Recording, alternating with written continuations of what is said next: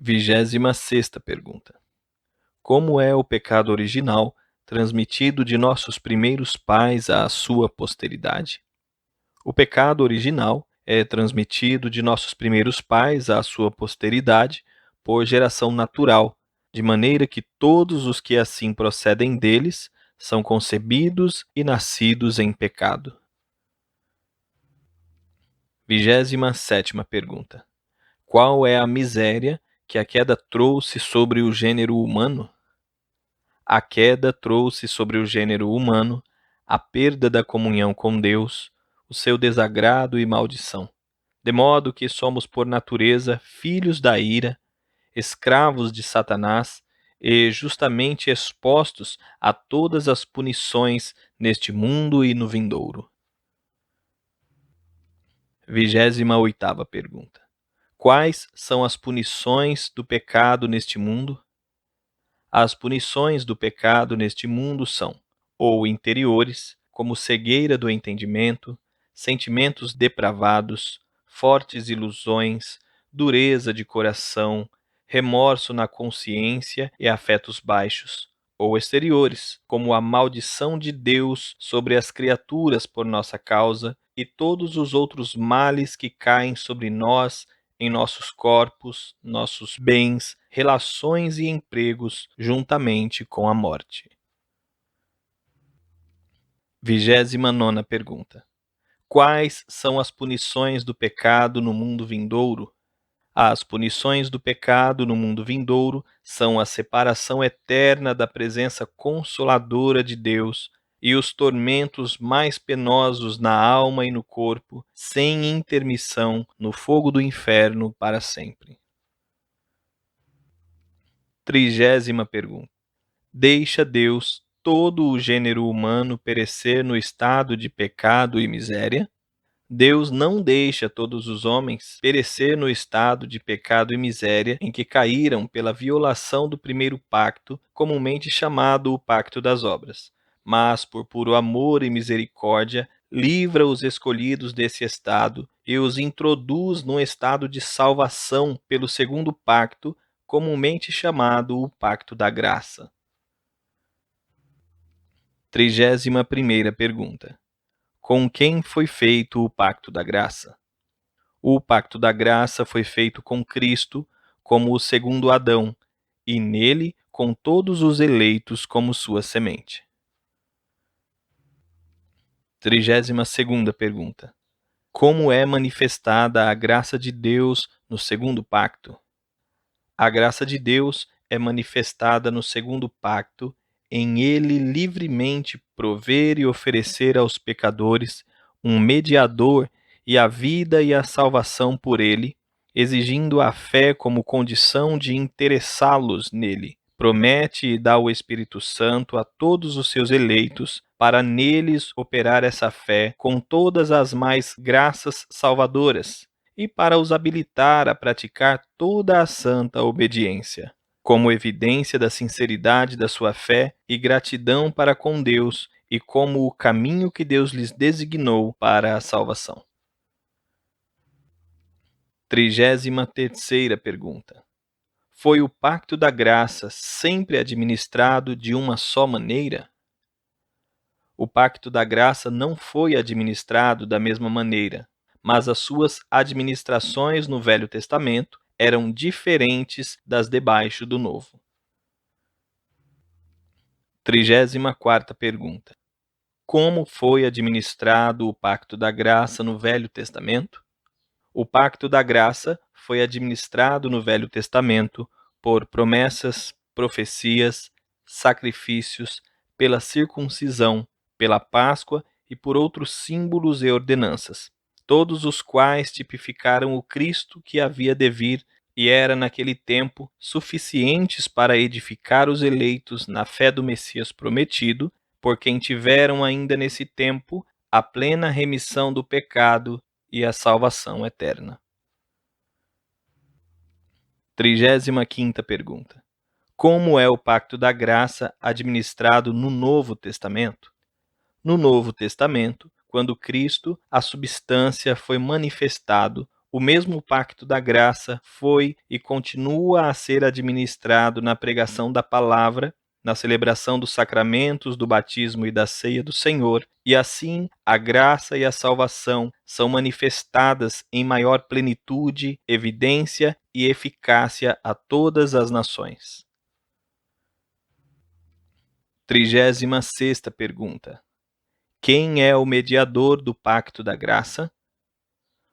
O único mediador do pacto da graça é o Senhor Jesus Cristo, que, sendo o eterno Filho de Deus, da mesma substância e igual ao Pai, no cumprimento do tempo, fez-se homem, e assim foi e continua a ser Deus e homem em duas naturezas perfeitas e distintas e uma só pessoa para sempre. 37ª pergunta. Sendo Cristo o Filho de Deus, como se fez homem? Cristo, o Filho de Deus, fez-se homem, tomando para si um verdadeiro corpo e uma alma racional, sendo concebido pelo poder do Espírito Santo no ventre da Virgem Maria, da sua substância e nascido dela, mas sem pecado. 38ª pergunta. Qual a necessidade de o mediador ser Deus?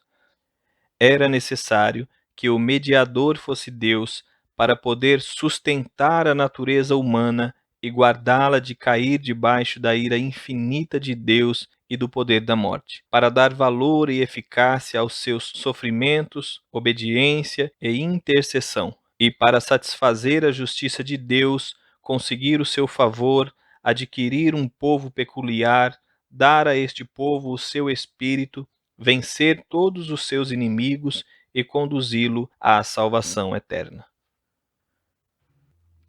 39ª pergunta. Qual a necessidade de o mediador ser homem?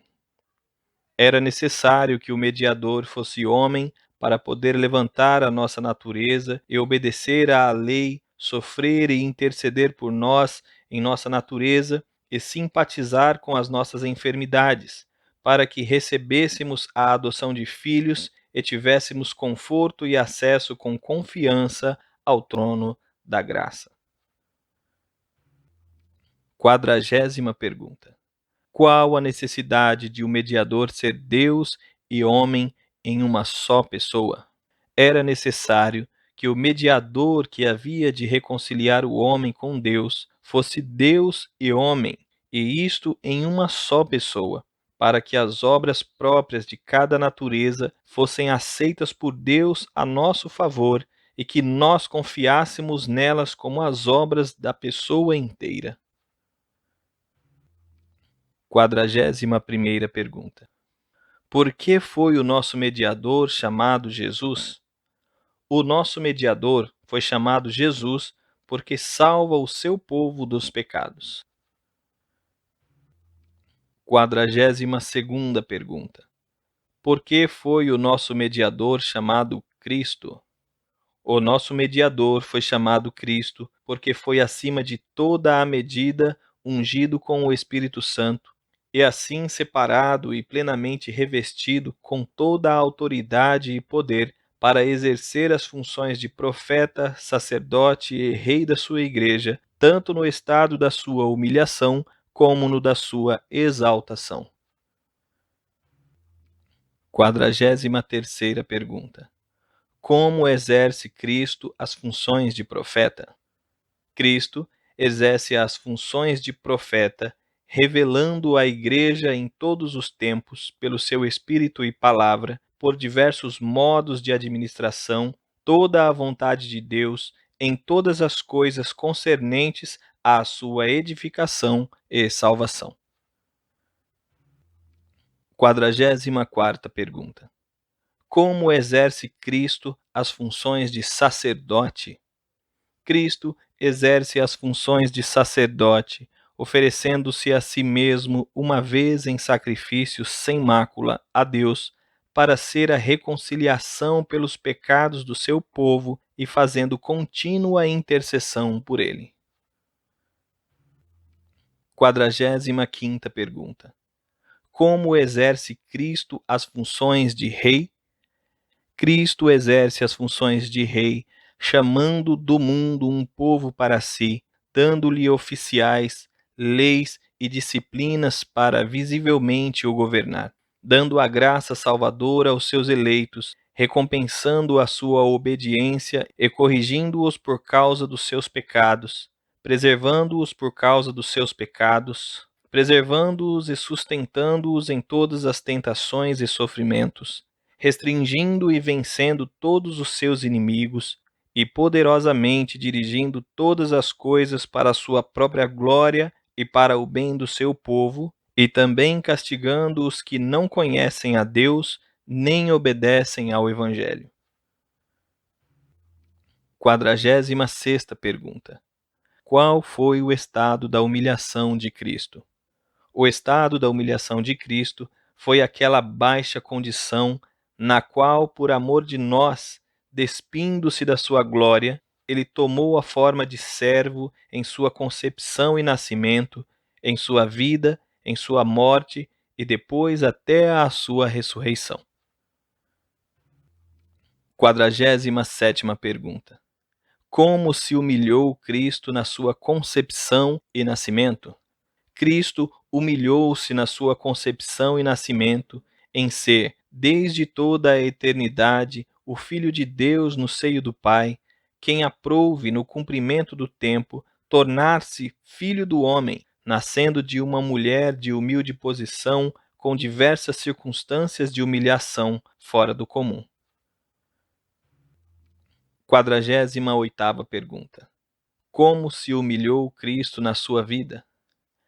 Cristo humilhou-se na sua vida, sujeitando-se à lei, a qual perfeitamente cumpriu, e lutando com as indignidades do mundo, as tentações de Satanás e as enfermidades da carne, quer comuns à natureza do homem, quer as procedentes dessa baixa condição. 49ª pergunta. Como se humilhou Cristo na sua morte?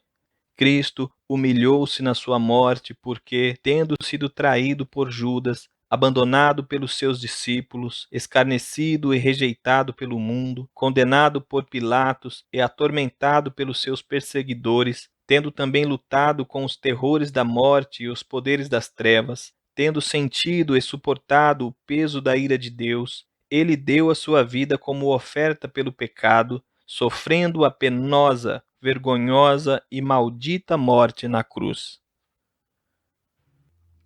50ª pergunta. Em que consistiu a humilhação de Cristo depois da sua morte? A humilhação de Cristo depois da sua morte consistiu em ser ele sepultado, em continuar no estado dos mortos e sob o poder da morte até o terceiro dia, o que, aliás, tem sido exprimido nestas palavras: ele desceu ao inferno.